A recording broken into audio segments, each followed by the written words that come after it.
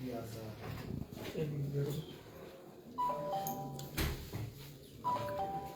चौहान साहब, जयराम जी कह रहे हैं कि कांग्रेस के पास कोई मॉडल नहीं है हिमाचल प्रदेश में विकास का जिसके दम पर चुनाव में उतरा जाए।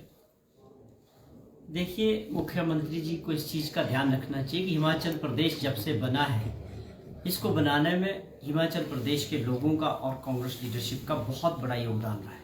आप डॉक्टर वाई एस परमार की बात करें, जिनको हिमाचल का निर्माता के रूप में याद किया जाता आज भी, और उसके बाद भी निरंतर जो कांग्रेस पार्टी की लीडरशिप रही, माननीय स्वर्गीय श्री वीरभद्र सिंह जी रहे, 6 बार मुख्यमंत्री रहे हिमाचल प्रदेश के। आज भी लोग उनको हिमाचल प्रदेश में याद करते हैं कि जो स्वरूप है एक छोटे पहाड़ी राज्यों का विकास की दृष्टि से अगर मॉडल बना है, तो इसमें हिमाचल प्रदेश के मेहनती लोग और कांग्रेस पार्टी की लीडरशिप का बहुत बड़ा योगदान रहा है। जहाँ तक मुख्यमंत्री ठाकुर जयराम जी का सवाल है, वो ये बात कहते हैं कि मॉडल केवल लोन लेने का ही था। ये बात पूरी तरह से साबित हुई है इन 5 सालों में, जिस प्रकार मुख्यमंत्री जी निरंतर हर महीने लोन दे के जो है सैलरी से और आगे सरकार को चलाने का काम कर रहे हैं, और बहुत बड़ी लाइबिलिटी जो है प्रदेश के लोगों के ऊपर लोन में हो चुकी है। ये 75,000 करोड़ के करीब जो है कर्जा होने वाला है, और ये कर्जा किस पे होगा? हिमाचल प्रदेश की जनता पे। मुख्यमंत्री जी तो चले जाएंगे दिसंबर, इनकी सरकार तो चली जाएगी, लेकिन उस कर्जे की जो पूरी भरपाई है, ब्याज है, रीपेमेंट है, वो तो हमको और आपको चुकानी। तो आप कुछ क्या मॉडल था आपके पास? क्या मॉडल? केवल कर्जे लेके सरकार चलाना, सैलरी बांटना, यही मॉडल था?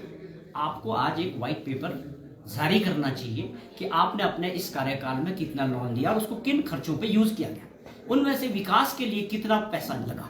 ये बात प्रदेश की जनता को मुख्यमंत्री जी को बताना चाहिए।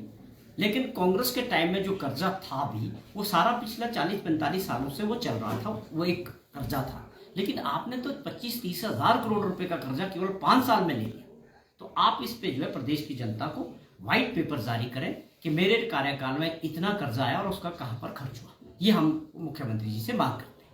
इसके अलावा टिकट को लेकर स्क्रीनिंग कमेटी की बैठक होनी थी 20 तारीख को, हालांकि उसको भी पोस्टपोन कर दिया गया है, और जो प्रभारी हैं वो यहाँ पर आ रहे हैं, दीपा दास मुंशी। क्या आज मीटिंग लेंगे? किस तरह की मीटिंग होगी?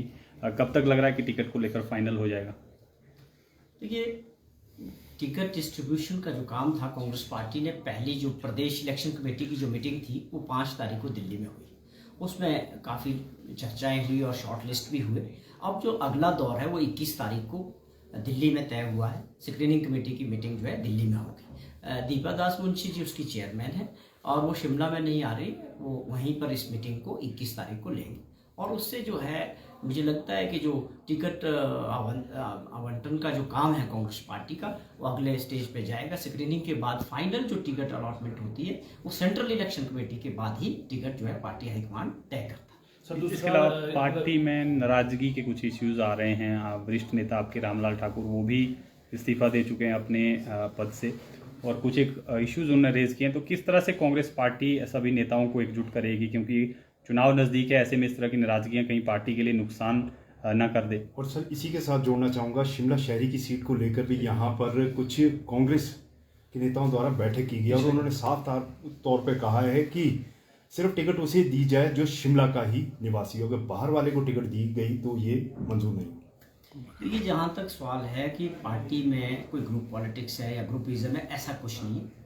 कांग्रेस पार्टी इन चुनावों में एकजुट होकर कलेक्टिव लीडरशिप में चुनाव लड़ेगी। और जब हम कलेक्टिव लीडरशिप की बात करते हैं तो उसमें सभी नेता भी साथ होंगे, और हमारे लिए कांग्रेस पार्टी का कार्यकर्ता भी नेताओं से कम नहीं।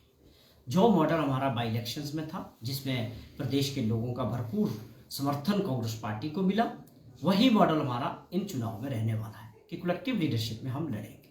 जहाँ तक सवाल था रामलाल जी के जो कंसर्न थे, उन्होंने अभी भी मीडिया से खुद भी बात की है। उनके कुछ इश्यूज थे, वो एक बड़े वरिष्ठ नेता है कांग्रेस पार्टी के भी और प्रदेश के भी। उनकी बातों को पार्टी हाईकमांड ने भी और स्टेट की लीडरशिप ने भी बड़ी गंभीरता से लिया। जो भी उनके मुद्दे थे उन पे बातचीत उनसे हो चुकी है। उनकी जो नाराजगियाँ थी वो उसको निश्चित तौर पे एड्रेस किया गया, और वो पार्टी का काम कर रहे हैं। उनके पास जो जिम्मेवारी है प्रबंधन की चुनाव के, वो उसकी आज मीटिंग भी ले रहे हैं और उस काम को बेखूबी आगे भी निभा रहे हैं। उनका मंशा बड़ी साफ है कि कांग्रेस पार्टी को एकजुट होकर इन चुनाव में आगे बढ़ना है, और जो प्रदेश के लोगों की मतदाताओं की जो भावना है जो भाजपा को बाहर निकालना चाहते हैं, कांग्रेस पार्टी इसको पूरी तरह समझती है। हम एकजुट होकर इन चुनाव को लड़ेंगे। सर, जो कल पिछले का जो बैठक हुई इसके बारे में आपसे जानना देखिए, चाहेंगे। वो सबका क्योंकि अपना सर उसमें क्या था सर, 8 लोगों के पैनल में यहाँ पर आए हैं, तो उनका विरोध है कि वो विरोध पे भी उठ के यहाँ पे आए हैं। मीटिंग यहाँ पर जो पूर्व पार्षद हैं चाहे और जो चेहरे हैं उन्होंने कल एक बैठक ली है। तो क्या सर, क्या लगता है कि क्योंकि शिमला शहरी 15 साल से नहीं जीत पाए हैं, अगर इस तरह का विरोध यहाँ पर आएगा तो क्या कांग्रेस के लिए नुकसान हो सकता है? देखिए, वो भी सभी लोग कांग्रेस के कार्यकर्ता हैं, उनका भी अधिकार है। अगर उन्होंने लीडरशिप के सामने कोई बात रखी है तो उनके इश्यूज को भी लीडरशिप गंभीरता से लेगी। कोई भी उन्होंने बात रखी होगी, मुझे लगता है उस पर पार्टी लीडरशिप से कुछ उनके प्रश्न हैं और उन चीज़ों का समाधान पार्टी लेवल पे होता है। कांग्रेस पार्टी में लोकतंत्र है, यहाँ हर व्यक्ति अपनी बात रखने का अधिकार है। उनके भी जो कंसर्न है उसको एड्रेस किया, पार्टी लीडरशिप एड्रेस करेगी।